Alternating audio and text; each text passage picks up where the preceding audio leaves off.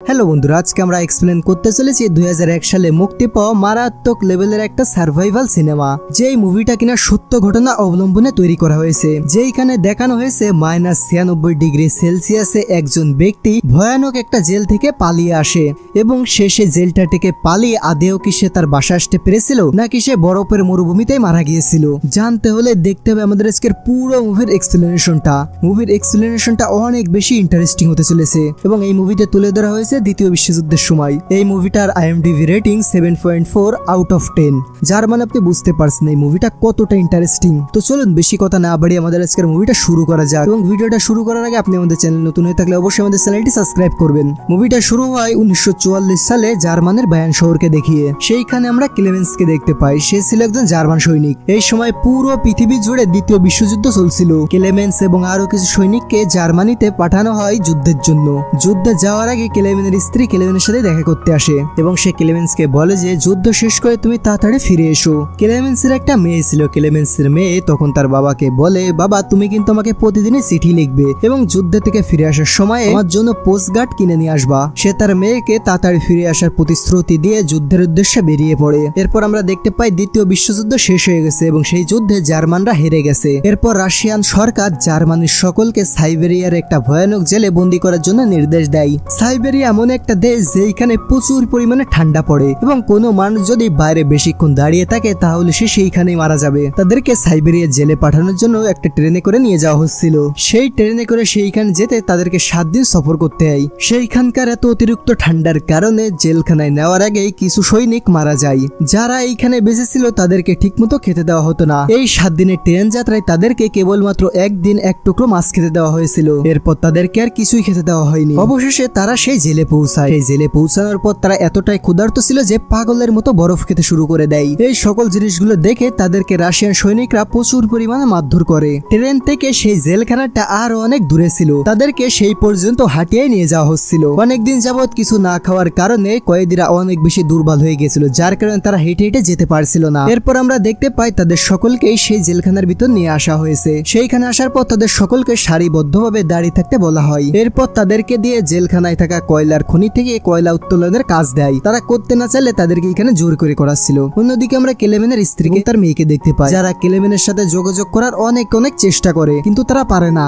এইভাবে দেখতে দেখতে 1949 সাল চলে আসে, অর্থাৎ 4 বছর কেটে গিয়েছিল। ক্লেমেন সহ বাকি সকল কয়েদিরা সেইখানেই আছে। এরপর এইভাবে চলতে চলতে একদিন জেলখানার বৈদ্যুতিক লাইনে কিছু সমস্যা হয়। ক্লেমেন ছিল একজন বৈদ্যুতিক ইঞ্জিনিয়ার। সে যুদ্ধে আসার আগে এই কাজ করেই খেত। সেইটা রাশিয়ান সৈনিকরা জানতে পারে এবং তাকে ঠিক করার জন্য সেইখানে পাঠিয়ে দেয়। এরপর ক্লেমেন সেইখানে সে বৈদ্যুতিক লাইনটা সারা দিন ধরে ঠিক করে এবং ঠিক করতে করতে রাত হয়ে যায়। ক্লেমেন অনেক আগে থেকে এই জেল থেকে পালিয়ে যাওয়ার কথা ভাবছিল, কিন্তু সেইখান থেকে যদি সে পালিয়েও যায় তাহলে সাইবেরিয়ার বরফে সে মারা যাবে। এইটা ভেবে সে আর কোনোদিন পালায় না। কিন্তু আজকে সে পালানোর সুযোগ পেয়ে গিয়েছিল, যার কারণে সে কোনো কিছু না ভেবে সেইখান থেকে একটা ময়লার ট্রাকে উঠে পড়ে এবং সে সেইখান থেকে পালিয়ে যেতে শুরু করে। হঠাৎ করে ট্রাকটা পথের মাঝেই দাঁড়িয়ে যায়। ক্লেমেন যখন বাইরে তাকায় দেখতে যে কেন দাঁড়ালো, তখন সে তার সামনে একটা রাশিয়ান সৈনিককে দেখতে পায় যে কিনা বন্দুক ধরে তার দিকে দাঁড়িয়েছিল।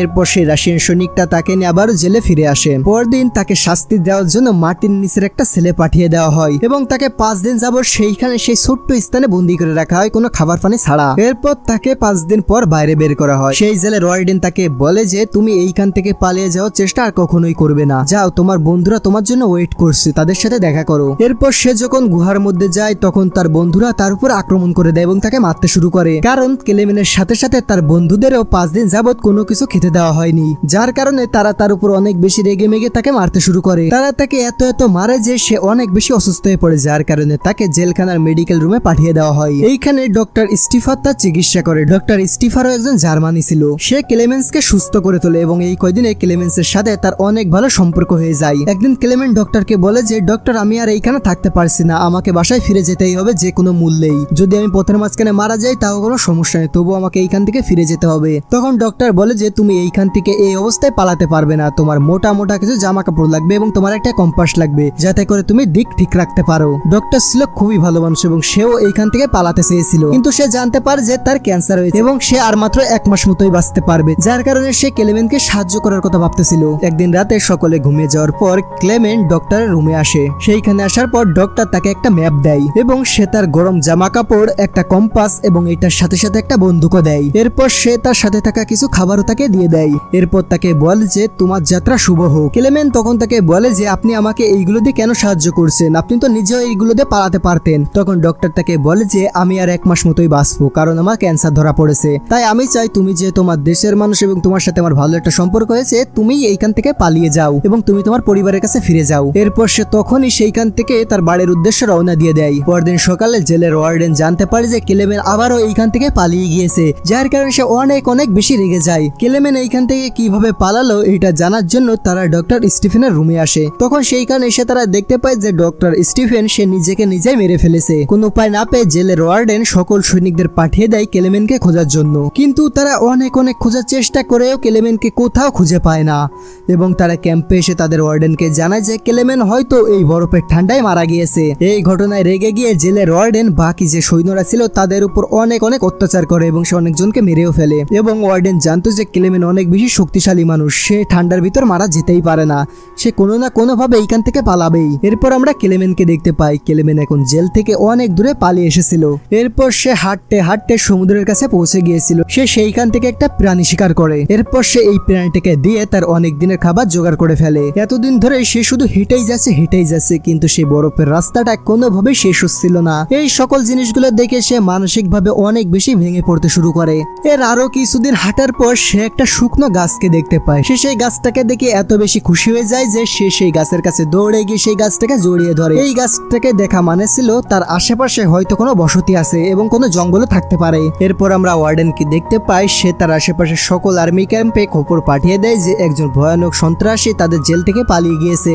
এরপর ক্লেমেনের সাথে আরো 2 জনের পরিচয় হয়ে যায়। তারা 2 জন তাকে বলে যে আমরা এখানে স্বর্ণ খুঁজি, এবং সে তাদেরকে বলে যে তুমিও চাইলে আমাদের সাথে যোগ হতে পারো। কিন্তু ক্লেমেন তাদের এইখানে কোনোভাবে বিশ্বাস করে না। তখন সে সেইখান থেকে পালিয়ে যাওয়ার চেষ্টা করে, কিন্তু কিছুক্ষণ পরেই সেইখানে ভয়ানক রকমের ঝড় শুরু হয়ে যায় এবং একটা গাছ ক্লেমেনের উপর ভেঙে পড়ে যায় এবং সে সেইখানেই অজ্ঞান হয়ে যায়। তখন সেই 2 জন লোক এসে তাকে উদ্ধার করে। এরপর ক্লেমেন তাদেরকে বিশ্বাস করে তাদের সাথে থাকতে যায়। এভাবেই তাদের সাথে অনেক দিন থাকার পর 1950 সাল চলে আসে। তখন গরমকাল চলে এসেছিল এবং তারা সোনা খোঁজার উদ্দেশ্যে রওনা দিয়ে দিয়েছিল একটা নদীর ভিতরে। ক্লেমেন তখন তাদেরকে স্বর্ণ খোঁজার জন্য হেল্প করে। একদিন তারা তাদের ভেলাটাকে নিয়ে নদীর মাঝখানে স্বর্ণ খুঁজতেছিল। ওই দিন পানির স্রোতে সেই স্বর্ণ খোঁজার একজন, যার নাম ছিল স্যামুয়েল, সে পানির ভিতরে পড়ে যায়। ক্লেমেন্স তখন তাকে বাঁচানোর জন্য তার কাছে চলে আসে। সে কোনোভাবে তাকে এইখানে বাঁচিয়ে নেয়, কিন্তু অ্যানেস্তাত মানে স্বর্ণ খোঁজার আরেকজন ব্যক্তি, সে তাদেরকে ওইখানে মরার জন্য ফেলে রেখে স্বর্ণ নিয়ে একাই পালিয়ে চলে আসে। সে ভেবেছিল ক্লেমেন্স এবং স্যামুয়েল তারা 2 জনেই মারা গিয়েছে এবং সে ঘরের ভিতরে সকল স্বর্ণগুলোকে এক জায়গায় জড়ো করতে শুরু করে। অন্যদিকে স্যামুয়েল ক্লেমেন্সকে তাকে বাঁচানোর জন্য ধন্যবাদ জানায়। এরপর তারা হাঁটতে তাদের আস্তানায় চলে আসে। তখন তারা অ্যানেস্তাকে দেখতে পায়। এইখানে অ্যানেস্তার কাছে স্যামুয়েলের সকল স্বর্ণগুলো ছিল, যেটা দেখে তারা বুঝে যায় যে সে তাদের সাথে বেইমানি করেছে। স্যামুয়েল তখন অনেক বেশি রেগে মেগে তাকে গুলি করে সেইখানে মেরে ফেলে। এরপর সে বাকি স্বর্ণগুলোকে নিয়ে সেইখান থেকে চলে আসে। ক্লেমেন কিছুই বুঝতে পারছিল না যে কি হচ্ছে, সেজন্য সে স্যামুয়েলের পিছু হাঁটতে শুরু করে। তারা হাঁটতে শীতকাল চলে আসে। স্যামুয়েলের ব্যাগটা ছিল অনেক বেশি ভারী এবং সে সেই ব্যাগটাকে নিয়ে হাঁটতে পারছিল না। ক্লেমেন্স তখন তাকে হেল্প করার জন্য বলে যে তুমি চাইলে তোমার ব্যাগটা আমার কাছে দিতে পারো, আমি তোমাকে সাহায্য করতে চাই। স্যামুয়েল ভাবে যে ক্লেমেন হয়তো তার স্বর্ণকে নিয়ে পালিয়ে যেতে চায়, যার কারণে সে তাকে পাহাড় থেকে ধাক্কা মেরে ফেলে দেয়। সে অনেক উঁচু থেকে পড়ার জন্য অনেক বেশি ব্যথা পায়। এমন সময় কিছু বন্য নেকড়ে এসে তার উপর আক্রমণ করে। সে কোনো উপায় না পেয়ে একটা গাছের উপর উঠতে থাকে, কিন্তু নিচ থেকে একটা নেকড়ে তার জুতা টেনে ধরে এবং সে সেই গাছটা ভেঙে নিচে পড়ে যায়। তখন সেই নেকড়েগুলো তার উপর আক্রমণ করে দেয়। ঠিক তখনই সে তার পাশ থেকে গুলি চালানোর শব্দ শুনতে পায়। তখন সে দেখতে পায় একটা লোক গুলি করে সকল নেকড়েদেরকে মেরে ফেলে এবং সে ক্লেমেন্সকে বাঁচিয়ে নেয়। সেই লোকটা ক্লেমেন্সকে তার সাথে করে গ্রামে নিয়ে যায় এবং সে সেই গ্রামে অনেক দিন ধরে থাকে এবং সেই গ্রামের লোকেরা তার অনেক বেশি যত্ন করে এবং সে আস্তে আস্তে সুস্থ হয়ে যায়। এরপর সেই গ্রামে ঘোষণা করা হয় ক্লেমেন্সের ব্যাপারে এবং এবার তারা ক্লেমেন্সকে ধরার জন্য পুরস্কারও ঘোষণা করেছে। এরপর ক্লেমেনকে যে লোকটা বাঁচিয়েছিল সে দ্রুত ক্লেমেন্সের কাছে এসে বলে যে তুমি জলদি করে এই গ্রাম থেকে পালিয়ে যাও, কারণ এখনো পুলিশ তোমাকে খুঁজছে এবং তারা এবার তোমাকে ধরার জন্য পুরস্কারও ঘোষণা করেছে। যার কারণে ক্লেমেন্সের ইচ্ছে না থাকা সত্ত্বেও সে সেই গ্রামকে ছেড়ে চলে আসে। এরপর আরো 1 বছর কেটে যায় এবং গরমকাল চলে এসেছিল। ক্লেমেন জঙ্গলের ভিতর দিয়ে হাঁটতেছিল। তখন সেইখানে কয়েকজন কাঠুরি তাকে দেখে ফেলে এবং তাকে পাকড়াও করে। তখন সেই কাঠুরিদের সর্দার ক্লেমেনের কাছে তার পুরো গল্প জানতে চায়। এরপর ক্লেমেন তার পুরো গল্পটা তাদেরকে বলে। এটা শুনে সেই কাঠুরিয়ারা তার উপর অনেক বেশি মায়া হয়ে যায়। সেই লোকগুলো ক্লেমেন্সকে বলে যে জার্মানিতে কালকে আমাদের একটা ট্রেন যাবে, তুমি চাইলে সেই ট্রেনে করে যেতে পারো। ক্লেমেন এইটা শুনে অনেক বেশি খুশি হয়ে যায়, কারণ সে তো এইটাই চেয়েছিল। এরপর সে ট্রেনে উঠে রওনা দিয়ে দেয়, কিন্তু সেই কাঠুরিয়াগুলো পুলিশদেরকে জানিয়ে দিয়েছিল। এরপর রাস্তার মাঝে একটা স্টেশনে সেই পুলিশ এসে দাঁড়িয়েছিল।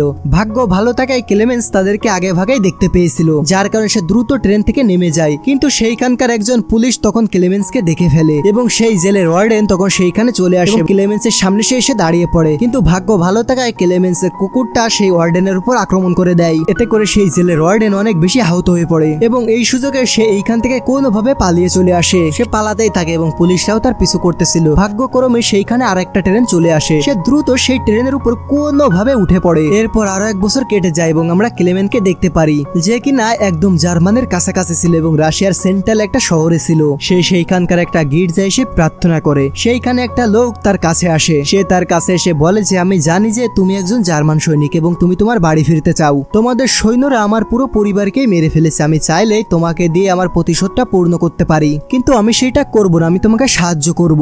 এরপর সেই লোকটা ক্লেমেন্সকে একটা নকল পাসপোর্ট বানিয়ে দেয়। ক্লেমেন্স সেইগুলো নিয়ে সেই লোকটাকে বিদায় জানিয়ে তাড়াতাড়ি করে সেইখান থেকে বেরিয়ে পড়ে।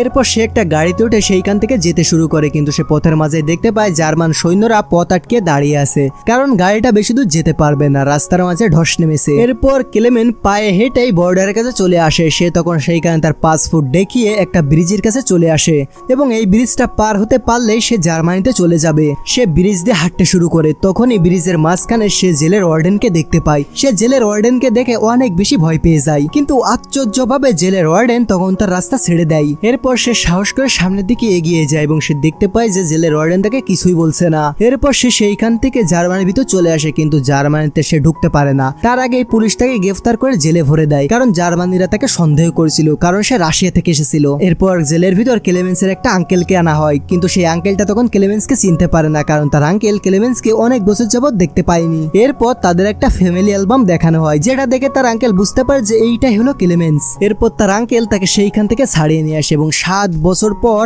অবশেষে সে তার বাড়িতে পৌঁছে যায়। তার স্ত্রী তাকে দেখে অনেক বেশি খুশি হয়ে যায়, কারণ তারা ভেবেছিল সে হয়তো মারা গিয়েছে। এরপর এই হ্যাপি এন্ডিং এর সাথে এই মুভির গল্পটা এইখানে শেষ হয়ে যায়। মুভির গল্পটা কেমন লাগলো সেটা কমেন্ট করে জানতে ভুলবেন না। ভিডিওটা ভালো লাগলে ভিডিওতে লাইক করুন, চ্যানেলে নতুন থাকলে চ্যানেলটি সাবস্ক্রাইব করুন। দেখা হবে আগামী কোনো ভিডিওতে। সে পর্যন্ত ভালো থাকুন, সুস্থ থাকুন, আল্লাহ হাফেজ।